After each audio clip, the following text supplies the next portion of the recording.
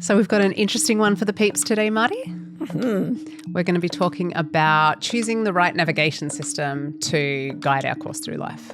Right, because sometimes we wake up knowing we're off course. I did that recently. So how can we be sure we're navigating by our true nature and not by those cultural rules we never chose? You'll find out if you keep listening. Hi, I'm Martha Beck. And I'm Rowan Mangan, and this is another episode of Bewildered, the podcast for people trying to figure it out. Figure it out. Figure it out. Figure it Yes. out. What are you figuring out right now in your life, Rowan Mangan? I am trying to figure out how you, Martha Beck, have such a strange, deep sense of FOMO, fear of missing out, that anytime I am looking at my phone and make any noise that might be construed as a laugh, you will immediately say, "What? What's funny? What is it?" And sometimes, so we'll be sitting in silence in a room looking at our phones because this is the 21st century and this is our marriage. And, or we'll be sitting on a plane and I'll be listening to a podcast. And if I do this, you will immediately go, "What? What?" And so even I'm listening to a podcast on a plane and you go, "What?" And I have to pause the podcast, take out my headphones and say, "Well, I was listening to this podcast and this person said this and then that person said that." And then you'll be like, "Oh, that's not that funny." And I have to say to you, Marty, it wasn't, I never claimed. I would have been quite happy to just let it go by in time and space. But you sort of police my laughter. And, so sometimes it's like we're in the room.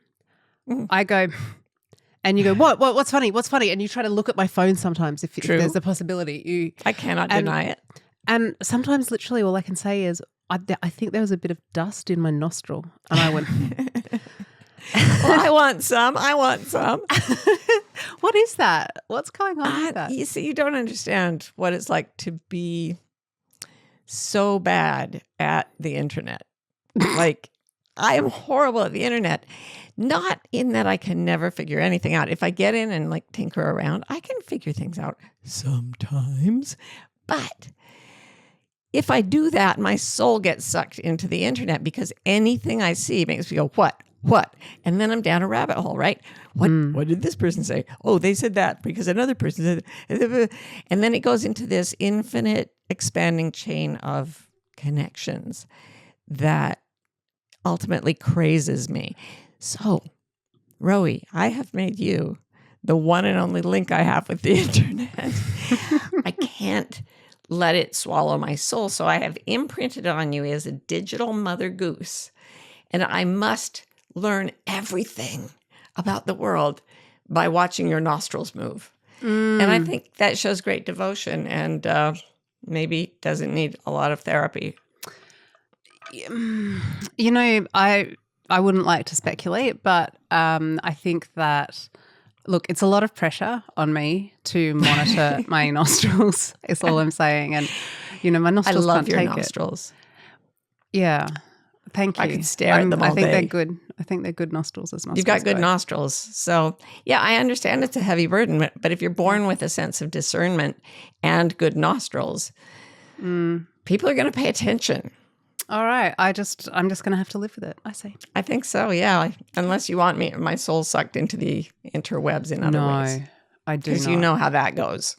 Yes. Yeah, all too well. Bad. Because I make you watch everything. It's not just that I get into it, it's that I carry it around and make other people watch it. Oh, it's awful. Has an evangelical streak. Yes, it's true. Okay. So what are you trying to figure out? I am trying to figure out, and again, this has to do with technology because that is it's such a big part of our lives these days, right? Yeah. Every time I look at my phone, well, not every time, just at random intervals, it has up on the screen, which is sort of turned to off, The Spit of Love by Bonnie Raitt. It wants to play me a YouTube version of the song Spit of Love by Bonnie Raitt. I don't know why. I don't know what setting is making this come up, why it doesn't do it all the time. It just does it at irregular intervals, which is, what do they call that? Random reinforcement. It makes it a very big part of my psychological life.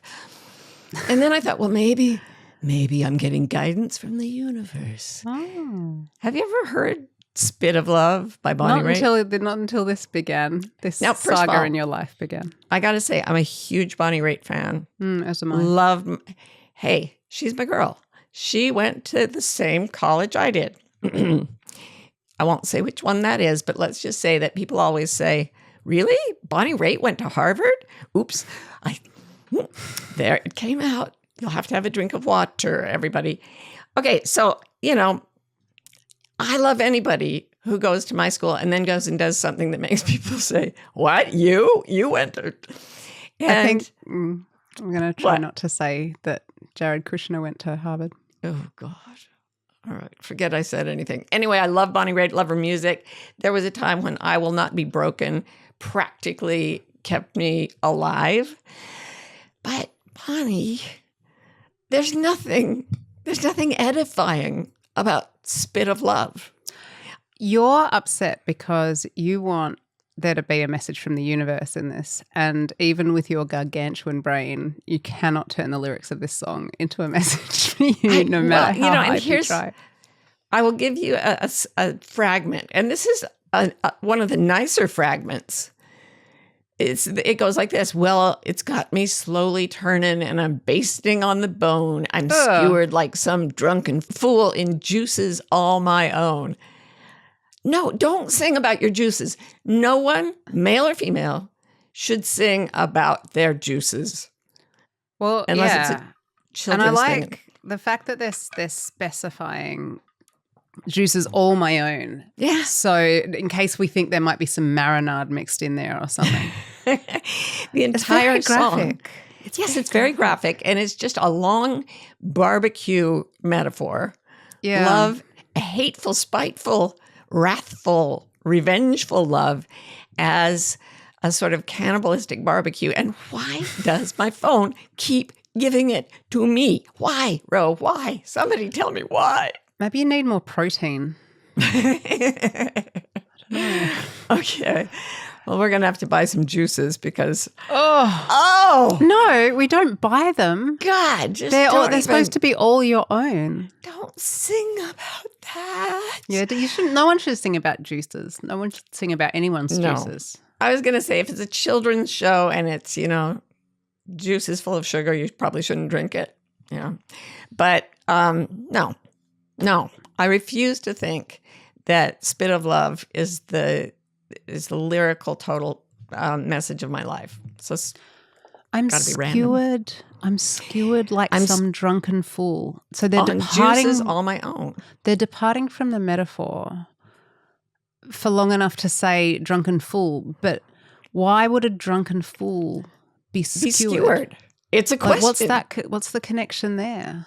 Well, I don't know. I've been walking around all day thinking, why would a drunken fool be assumed to be skewered? Yeah. It fills the mind with images one would rather not entertain, quite frankly. Vile. Just vile. Bonnie. I love you. I love you, Bonnie. But really, is this what they taught us at Harvard? Where Jared Kushner also went.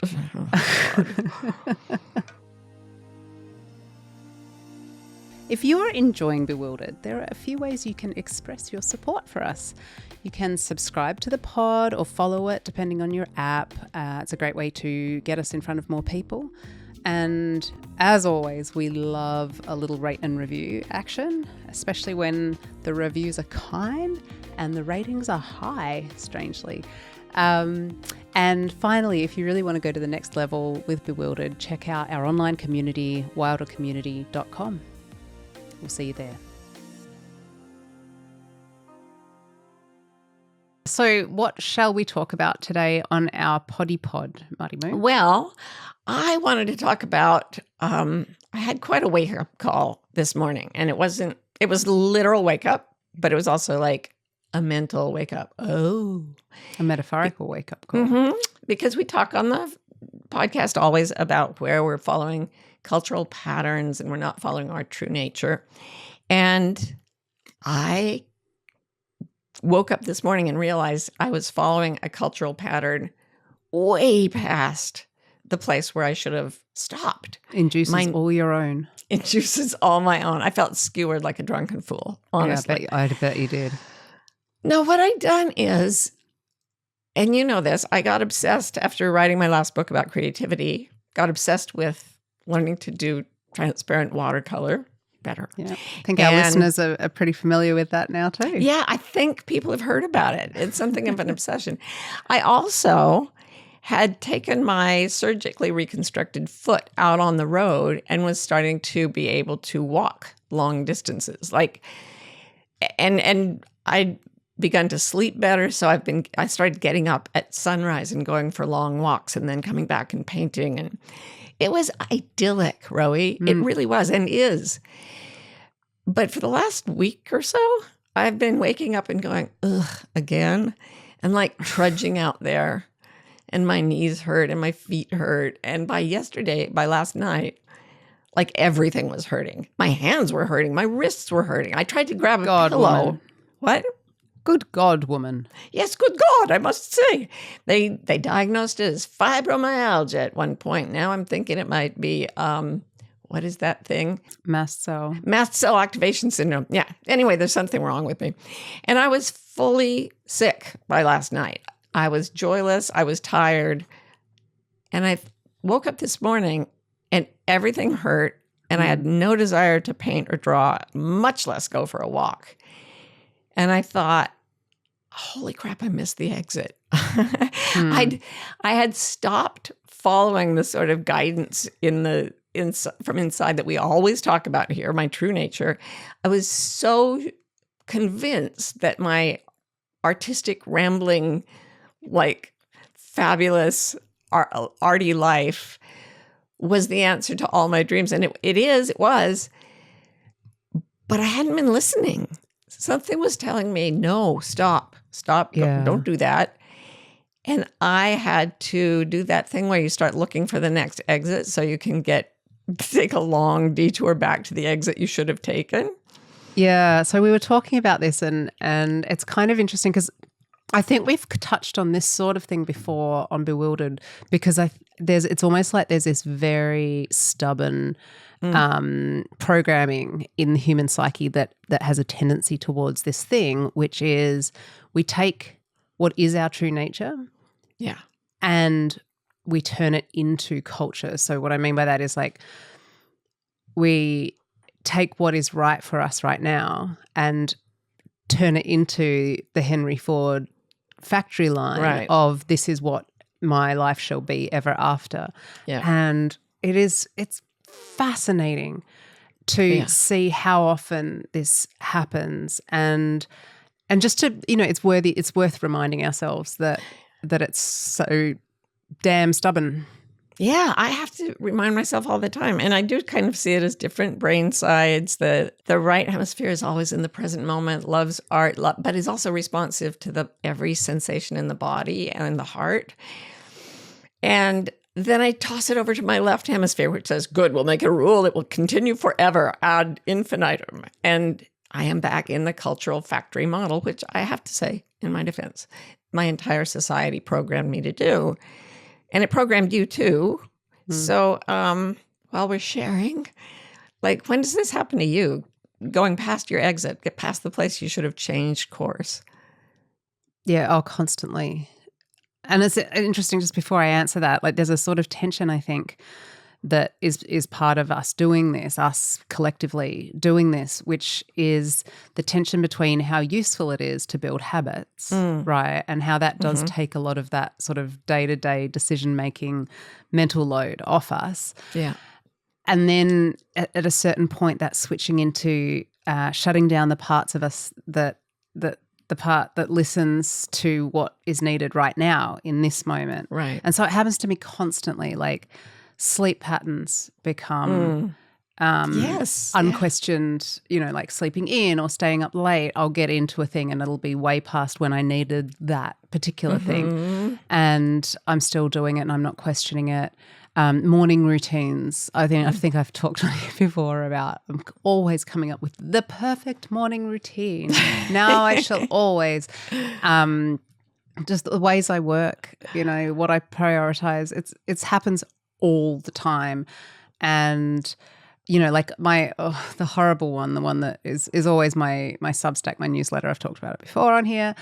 I really want to do it, but it's not always something I can do. And so then there's just that terrible feeling of being inconsistent or breaking promises, that sort of thing. Yeah. So that's fun to talk about.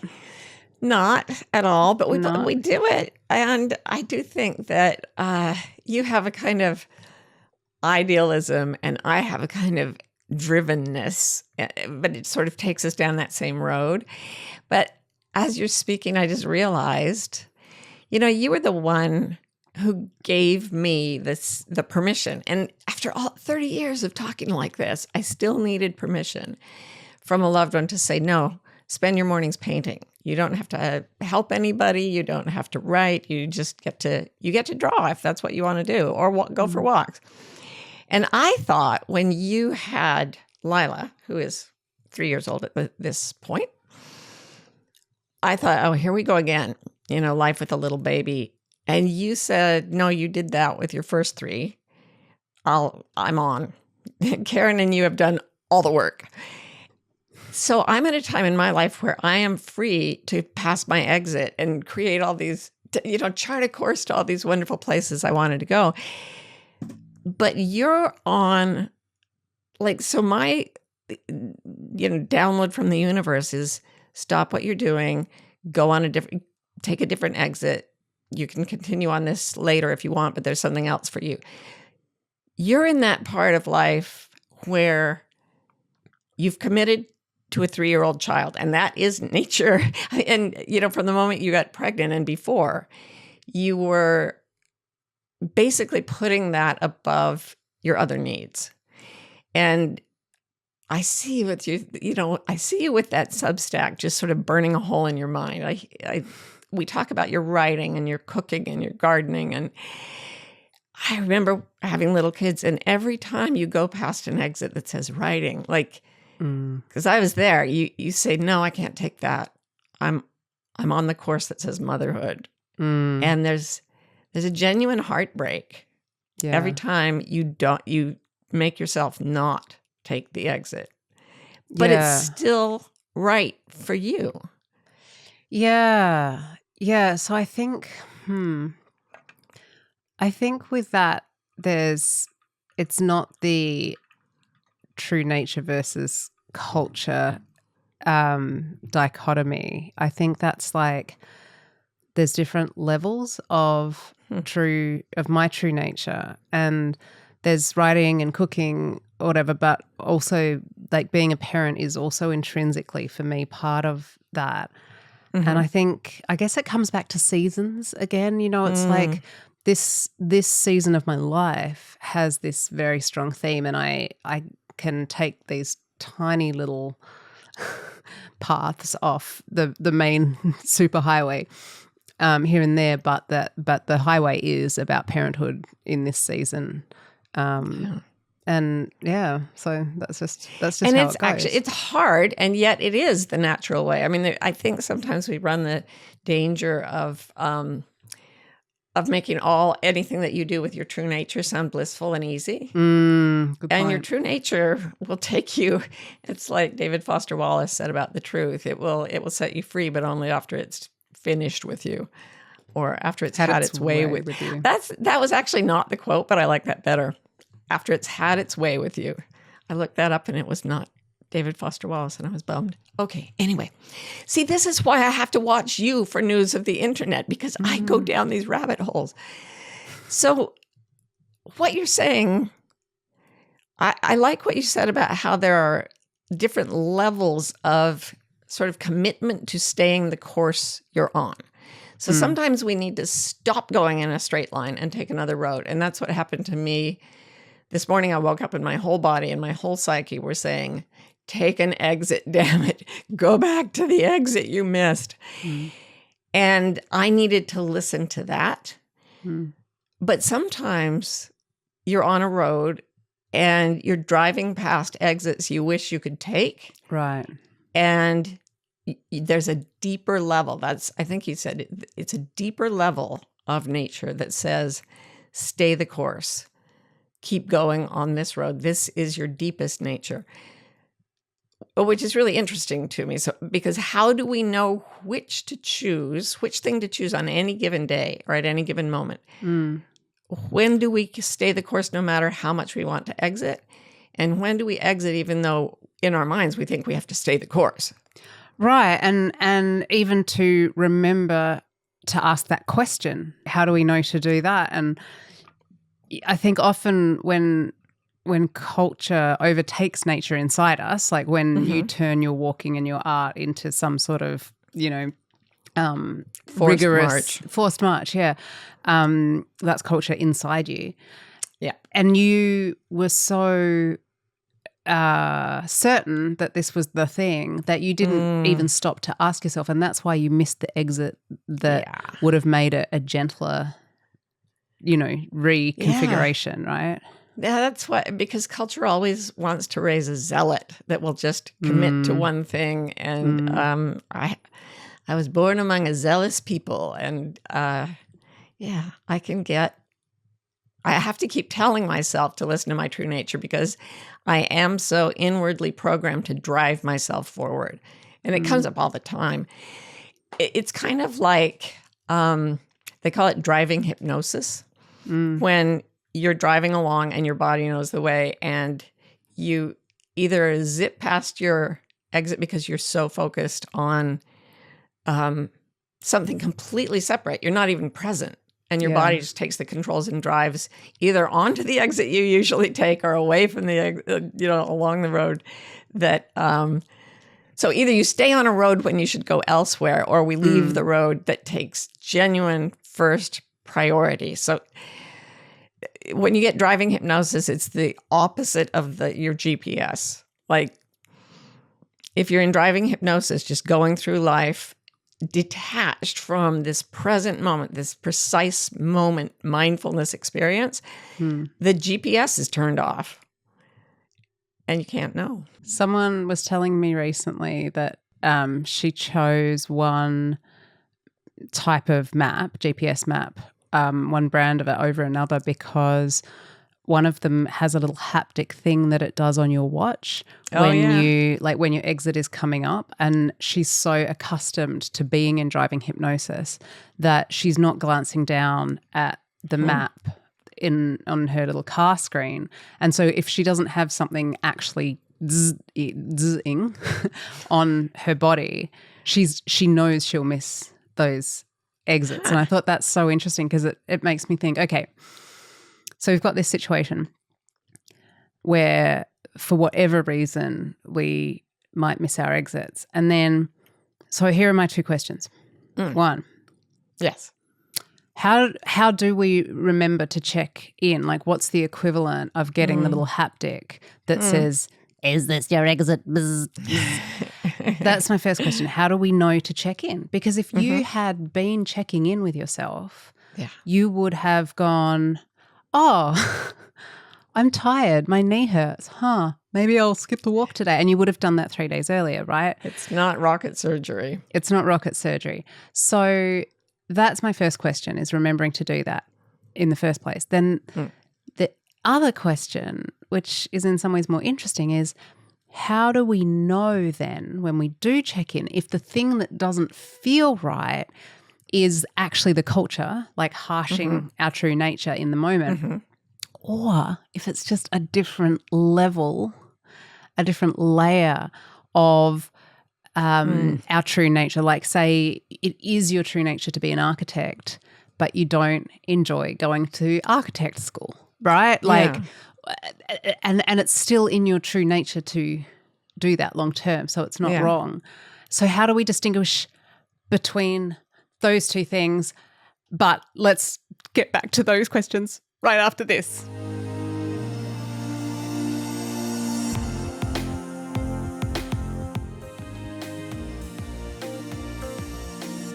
let's take your first question first. I know Okay. that's a wild idea. Right. So, and it is the simpler idea. How do you know to check in? Yeah. And as I always say, your faithful ally is going to be some form of suffering. Yeah. And for me, it's ridiculous what my body has to do. My whole self, my emotions, everything has to say stop, stop, stop, stop, stop for days on end. It's like, this happened to me once when I was with someone, a brilliant guy who was planning to win a Nobel Prize, and he was driving along this highway, and there was a red stoplight up. There was a red light ahead of us, and he was cruising along at like 50 miles an hour, and he kept cruising, and I was like, stop, stop, stop, stop. And I was like screaming, stop. And then he finally went, oh, and noticed it and hit the brake. He may have won a Nobel Prize, but let me tell you, that was one absent-minded dude. So I'm not far behind that in terms of being completely impervious to messages. Let me just tell you, this morning, I wake up to go for my long morning walk. My knee feels like someone has been at it with an electric drill in the night. Oof. I almost cry at the thought of having to go outside. I think about going over to my art area and painting, and I do start to cry because I don't want to. And now everyone's going to be mad at me because they've given me all this room to be an artist, and now I'm not using it. So I'm lying in bed, and every part of me still hurt. But especially my knee was just like, and I was like, I have to listen to my knee. The first time I did this, my back had been hurting for about 5 or 6 years. God, Marty. And I remember I read Joan Boroshenko's Minding the Body, Mending the Mind, and she had the radical idea of not just trying to not think about your pain, but of turning your attention directly toward it and going inside it, put all your attention into the pain and offer it compassion. And I was like, what? And I remember doing it, and just the first time I turned my attention to that back spasm, and it just opened the floodgates. I cried and cried and cried, and I realized I had to stop so many things in my life, and that the pain had been trying to stop me from any number of actions I was taking. Now, years later, I know how to go inside, and bless my knee, bless my heart, bless my knee. It was when all my attention went into my knee, and it said, why are you doing this with your mind? Let us in. And it was talking about my emotions, my physical sensations, my intuition. It was like, let us into your attention. So I sort of allowed myself go into the most painful spot. And out of that, almost like a flower blooming, comes this set of instructions. Stop now. What's important is your family. And this wave of just longing to get up and be with you and Adam and Karen and Lila. Like the whole universe seemed to unfold itself to me in this huge bloom of love. And wouldn't you know it, my knee started feeling better immediately. Because you got the message. But I didn't go for a walk. I went downstairs to play with you guys and watch your nostrils and go, what? What? What's this thing? I know there's this brilliant thing, but I can never remember what it is. So I always just have to use you as my remote control and go, Marty, what's the thing that Oprah said about the message? Oprah, yeah. Oh, this was so great.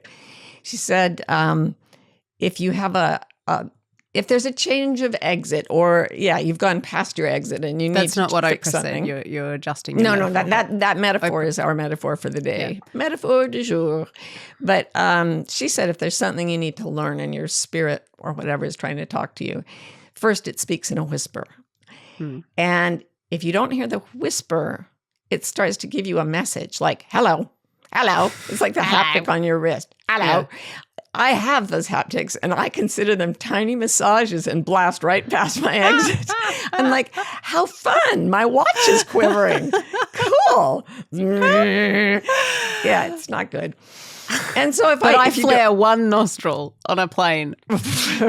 Well, That's a very different level of my true nature that we'll have to talk about it in another podcast. It probably has to do with the spit of love. I'm not sure. So a whisper, and then it comes as a message. Then a lesson, like something happens, like somebody comes up and says to you, that knee looks rough. You should take a few days off. Like there's no hiding it. It just comes right at you. If you still don't follow the advice of these messages and lessons, you get a problem, like a back spasm that lasts 5 years. And if you don't pay attention at the problem stage, you end up in a crisis, and some part or many parts of your life fall apart completely. And then you've got to like drag yourself back to square one and start all over on the road again.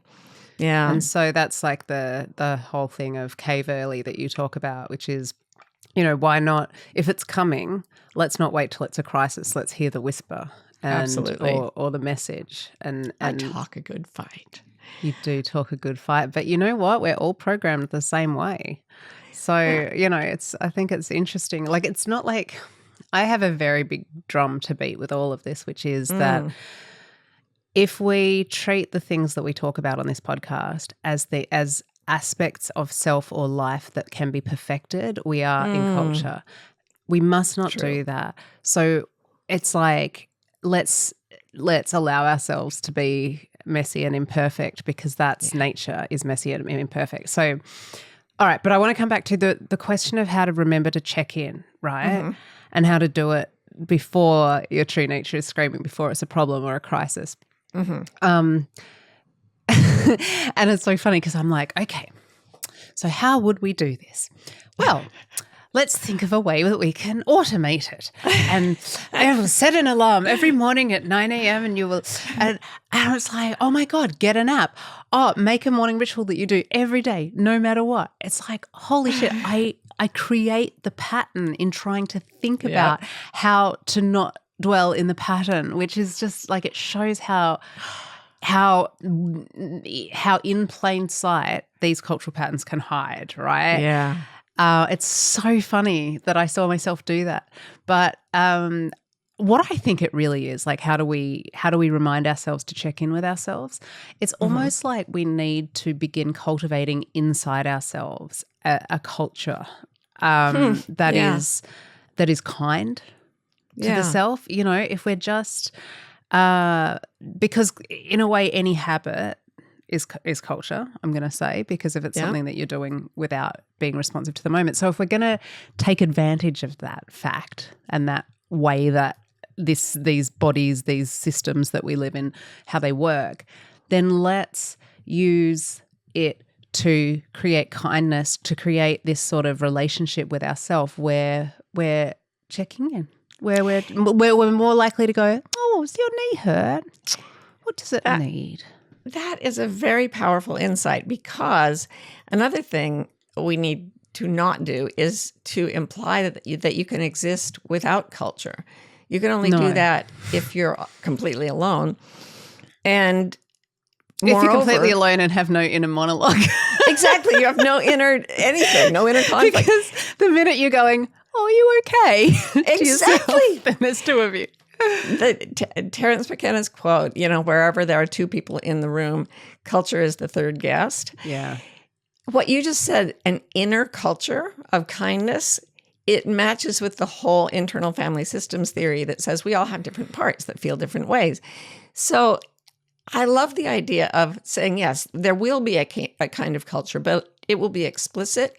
It will be constructed mindfully and kindly and subjected to change when it goes off course, when it misses an exit. And it puts different inner people in charge. Yeah. So when I woke up today, I mean, I may have mentioned my former part, Fang. Fang was the part that used to take me running marathon distances, and Fang would stay up for, at one point, 5 nights in a row. Never do that. You can die. Fang is a brutal part of me. And but it's kind of like a wolf or something. It can run 50 miles. It will run itself to death. And it's only when I put Fang in charge that the culture becomes dominated by that ferocity and cruelty. So when I woke up today, the reason I was able to think of my knee, the first thought was, how do I ice Overcome. this? Yeah. Could I, if I put something on it, would it be okay? And then I could go out and go walking. And then I was like, wait. No, this is not a time for Fang. And I found the part of myself that had looked at my own back that many years ago. And that was when it was like the culture pattern of my internal life shifted, and I let the kind ones be in charge instead of the ferocious, the obsessive, the productive, fear-based parts.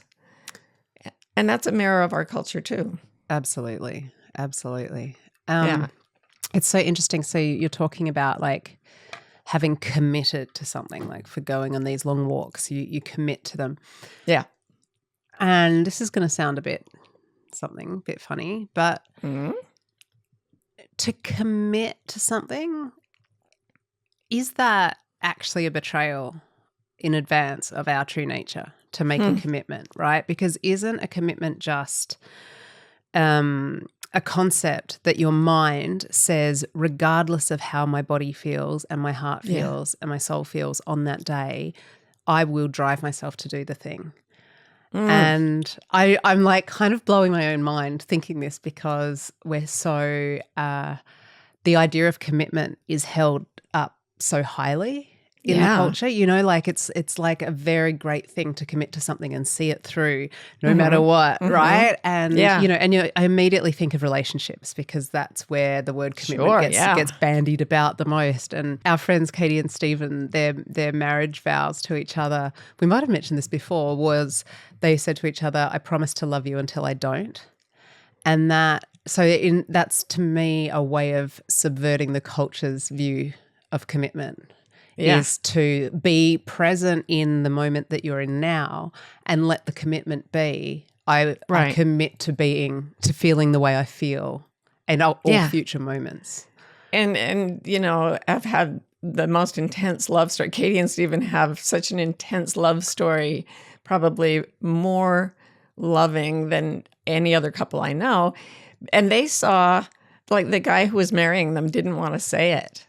Yeah. And he said, he added some things to it. No, I'll love you forever. And Stephen said, no, he had to lecture him to say, these are our vows and this is love. I promise to love you until I don't. Because that's love of self, and it's an acknowledgement that we can't control each other. And your question is commitment, a cultural phenomenon. That's provocative precisely because we think we can use commitment and the ideal of commitment to control ourselves, and probably for most of us, more importantly, control each other. If I can get a commitment from you, then I can be sure you'll always be there for me. Don't you think that so many of these things, like when you come right down to it, it's I'm scared to die. Absolutely. Like, I want you to commit to something forever. Like at some level is just like, don't let it change. Don't let me be mortal. Don't let me rot in the ground and become worm food. Like it all has that as a really, really fundamental root. Yeah, the fear of impermanence and death. Yeah. That in Tibet, they tell 2-year-olds, yes, you love that toy, but it will rust and die like you. Like, when I first started reading about it, I was like, don't tell that to your children. But then they grow up to be happier than children here. So, but it's true. It's bizarre because commitment presupposes that we can know the future. Yeah. And it's an attempt. It's this proud announcement that we are going to control our future lives, which is totally impossible. Like right now I'm freaking out fantasizing that some listener is out there saying, she's giving my spouse permission to leave, or I get permission to cheat on my spouse. I can't. I'm not saying yes to that, but I'm also not saying the answer is totally no. Because when I think about it, the only commitment I can make is to my true nature for the precisely the reason you just gave, if nothing else. If I could make a commitment to be with you forever and then I die, I've broken my commitment. Guess what? We're all going to die. Yeah. So, go on. I mean, you can make a promise and you can be together and there can be so much love in it. I think trying to force or control a love relationship or an exercise pattern or a hobby or whatever kills it on the spot. And it's not the commitment. I mean, the commitment, quote unquote, the vow, the piece of paper, the thing that I mean, that doesn't change people's behavior anyway. Everyone makes a commitment, Right. everyone breaks it. So it's all about trying to make yourself believe something that you know isn't controllable anyway, right? We're So just driving it's down the highway and the exits come up and we don't really, in the end, we have no complete control over which exits we take and which we drive past. Yeah. Okay. So I'm going to come back to my other question that I had for you earlier, which is if something doesn't feel right, how do we figure out, figuring it out, that moment when you remember what your podcast is supposed to be about. How do we figure out, like, is this thing I don't want to do or I don't feel like doing or I don't enjoy, is this the culture harshing my mellow, my true nature, or is it just a different level of my true nature, like I want to be an architect but I don't want to go to school to be an architect, or I want the experience of raising a child even though I feel tired and would prefer she were asleep right now at 4 a.m. Yeah, and you brought up this idea of the two levels. And I mean, I went through that with my own bio kids when they were little. So, but I've tried to repress those nights. So tell me, you're right in the thick of it. She just went through a sleep regression where you didn't sleep for like 2 weeks. And you have all kinds of exits you want to take. You have writing and you have all kinds of adventures you want to go on. You want to live in a van. Face it, you do. You say it all the time. So, word picture. Yeah. You work hard all day. You get her into bed, which is no small procedure. There's hair washing and toothbrushing and book reading and cuddling and the whole thing. Finally get her to sleep. You've done your job. You've done both shifts. You finally get to relax. You fall asleep. And around midnight, the screaming starts. She's prone, our little one is a bit prone to nightmares at the moment. And you get up. I see you in the morning. You get up and you know that your work's going to suffer. You know that your body's going to suffer the next day and in the present moment. But you still go in to comfort her. So at that moment, my question is, how is the guidance system working inside you? It sucks and I hate it and I fucking don't want to do it and I want to go back to sleep and I don't like this and I don't remember signing up for this and no one told me it would be this hard. And the reason that's where I am is that I think that it's normal to be living on the more surface level of the nature culture kind of, you know, that layer, that exoskeleton. Yeah, do I do my art or do I sleep in, that kind of thing? Yeah, like where there's that impulsive, like, no, I want to do this. You know, I'm excited to write. I'm going to cook a beautiful hearty meal. Like there's these sort of impulsive spasms of nature, and honestly, sleep is a really physical embodiment of that, right? Is like, I need to... Impulsive spasm of nature. Bonnie Raitt should write a song about it with that title. Impulsive spasms of nature. But go on. I'm having a spasm in my own juice. Oh, God. It's bad. It's bad. No. You went to Harvard for that. Go on. Okay, but if I go deeper, like if I'm there in that moment and I actually say, what if I said to myself, she's crying in the night, and I say, okay, so if I slept well, I would be better at work, right? I'd be able to work more. So what if I set myself up that I want to earn X number of dollars extra a week with all my like buoyant energy that I've got from sleeping 8 hours, and then hire someone with that extra money, hire someone to come and do the night shift. No. Oh God, no. I don't I can feel that when I put that alternative scenario in front of me, there's a definite no. There's a definite guardrail against that. So then I know that there is a deeper level of nature that this is right for. Yeah. And so it's like I just need to ask myself the question, well, what if you changed things to realize that fundamentally in myself, I do want it. I want it all. I want to be that tired. But yeah, don't take any of the exits. Stay on this road, even though you're so exhausted. Yeah. That is, I think that level is something that people reach when, the movie Arthur, which was a movie made 1 million years ago, it's about a guy who's raised really rich. And he's just given everything he wants. And he has a personal butler who treats him with some disdain, but actually deep love. And then the butler gets sick, gets cancer. And the whole movie is about how he takes an exit off his rich life. And it becomes, instead of having this man take care of him all the time, it switches and he learns to take care of the old man.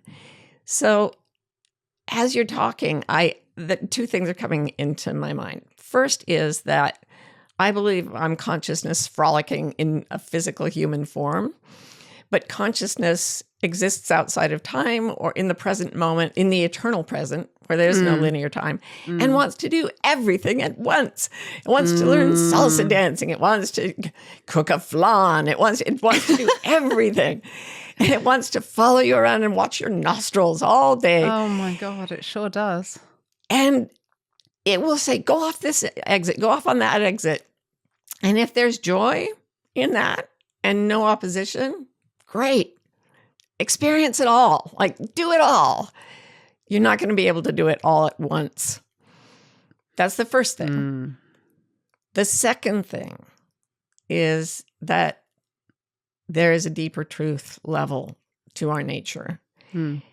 It's not self-sacrifice. It's not like I'm going to throw myself in front of a bus for the people I love, but it's the love that leads people or moves people to exit the road they thought they wanted and care about something. Care about, we have a friend right now who's caring for a sibling and trashing her life to care for her sibling. And when you say, maybe you just shouldn't, she's like, no, I love this person. It could be your child. It could be a parent. It could be a dog who's lost his owner. I think we're meant to do many things. And I think we're meant to be intensely ambitious to take every exit. But in the stillness at the very, very heart of what's moving down that road, there's something that's not moving at all. And it chooses things at a deep, deep level. And at the same time that you hate what you're choosing, you love what you're choosing, and you let yourself break. You let yourself break away from the path you thought you would take so that you can feel this connection. Yesterday, after I'd done my little knee review and gotten myself back to reviewed my knee. I found it wanting. I did. I carefully reviewed my knee, my other knee, and my thumb. And all of them said, not just take a break today, but be present for your family. I could hear Karen with Lila downstairs, and Lila was giving her a hard time. And I'm like, Karen needs a break right now. Lila needs a hug right now. I need a Lila hug right now. And suddenly I was back in I was driving my life the way my deepest true nature wants to drive again. Right. So it's tricky because you're also encouraged to sacrifice yourself for culture, but this was in no way a sacrifice. It's an honor to care for one person or many people when your GPS takes you that way. It's interesting that you say honor, because I was thinking about that word when we were talking about the vows and the commitment thing, and the idea of honoring the reality of change and honoring the reality of love as something that changes in nature. And honoring the way you feel in the day, and when there is that call to sort of serve. I don't want that to sound yucky, but like kind of not self-sacrifice, but Yeah. serve because there's something pushing you. But don't you to think serve. that that's because in the continuum, kindness to self and kindness to others are the same thing? Like it's the same. Oh, yes. You know, and so if you're cultivating that kindness to yourself, it's just going to spill over. And in the same course, way, yeah. outside of the that's- cultural, because it's a cultural idea that says that's self-sacrifice. Right. So the kindness you bring that says, which exit shall I take? Shall I get up and take this road that is so damn hard? Shall I lie in bed and, break the commitment I made to myself to do hard exercise every day? The moment you would approach this with kindness and you elevate the kind parts of yourself to the government of the culture inside you, and the other parts have a vote, but they're all being treated with kindness. So ultimately, they relax and they return the kindness. And there's a little engine of kindness that starts when you're at a very, very self-nurturing level, which then spills over into the love of others and to the connection between you. So that when you get up with your screaming child for the 100th night, and you hold her in her arms till she calms down, you are also calming yourself. And that's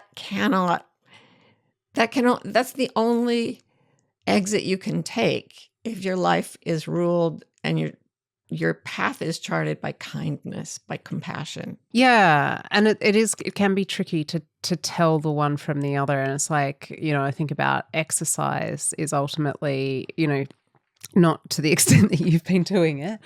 But like your deeper truth is that it's good for your body to do a certain amount. And I'm a like naturally quite lazy human being physically. And so, I have to recognize the kindness that it is to my body to go and do that strength training. And it hurts on leg day, but it's going to feel really good getting out of bed on my 83rd birthday, hopefully touch wood, so holding the two truths of the impulsive surface part of your spirit and the deeper truth that is very still.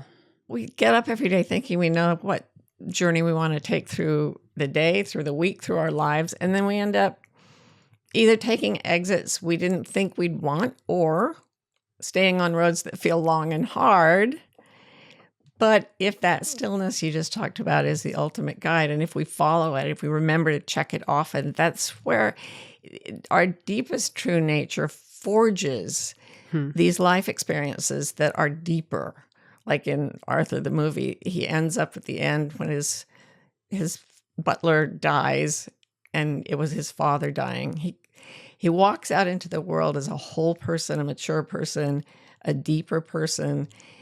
And I think that's what our consciousness is ultimately here for. Like it loves the fun times, but it's at the times when love becomes something unusual, something we never thought we'd do, a path we never thought we'd take, that it forges something new, something we actually can't imagine until we've become it. It's always going to be full of messiness and compromise and imperfection, right? Like I have this very strong sense that we mustn't make this into the culture of perfectibility. There it is. There you go. I just made my own point. Or self-sacrifice. No.